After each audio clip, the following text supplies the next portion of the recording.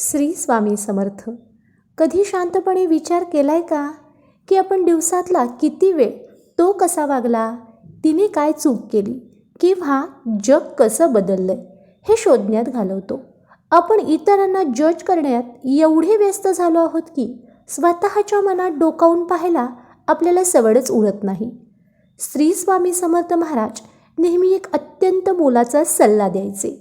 दुसऱ्यांच्या चुका काढण्यापेक्षा स्वतःमध्ये सुधारणा करा. हा केवळ एक विचार नाही, तर आजच्या तणावपूर्ण आयुष्यात शांतता मिळवण्याचा एक महामंत्र आहे. जर तुम्हालाही स्वतःला अधिक समृद्ध, यशस्वी आणि आनंदी बनवायचं असेल तर आजचा हा व्हिडिओ तुमच्यासाठी आहे.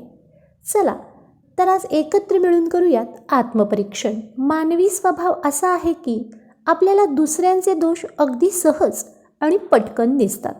दुसऱ्यांच्या चुका काढल्याने आपल्या अहंकाराला तात्पुरती शांतता मिळते.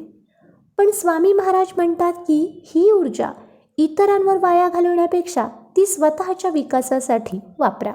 जेव्हा आपण बोट उंचावून दुसऱ्याकडे बोट दाखवतो तेव्हा हे विसरतो की उरलेली 3 बोटे आपल्या स्वतःकडे वळलेली असतात. जगाला बदलणे आपल्या हातात नाही, पण स्वतःला बदलणे पूर्णपणे आपल्या हातात आहे. स्वामींच्या या विचाराचा गाभा म्हणजेच आत्मपरीक्षण. आता प्रश्न पडतो की धावपळीच्या आयुष्यात हे आत्मपरीक्षण नक्की कसं करायचं? यासाठी स्वामींच्या शिकवणीतून आपण 3 सोप्या गोष्टी शिकू शकतो. जेव्हा कोणावर टीका करावीशी वाटेल तेव्हा काही सेकंद शांत राहा.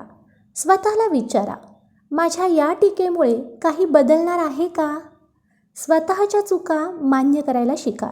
जेव्हा आपण स्वतःची चूक स्वीकारतो तेव्हा सुधारण्याचा मार्ग मोकळा होतो. रात्री झोपण्यापूर्वी फक्त 5 मिनिटे स्वतःशी संवाद साधा.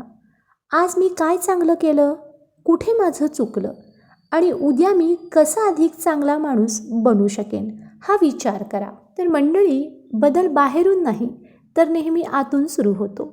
ज्या दिवशी आपण दुसऱ्यांचे दोष पाहणे बंद करून स्वतःचे गुणदोष तपासायला लागू, त्या दिवशी स्वामींचा आशीर्वाद आपल्या पाठीशी नक्कीच असेल. तुम्हाला काय वाटतं? आजपासून आपण स्वतःमध्ये कोणता एक छोटासा बदल करणार आहोत हे मला कमेंट बॉक्समध्ये नक्की सांगा. हा विचार जर तुमच्या मनाला स्पर्श करून गेला असेल तर व्हिडिओला लाईक करा आणि शेअर करा तुमच्या मित्रपरिवारासोबत. अशाच विचारप्रवर्तक व्हिडिओजसाठी पूजा अँड उद्धव व्लॉग या चॅनलला फॉलो करायला विसरू नका. श्री स्वामी समर्थ.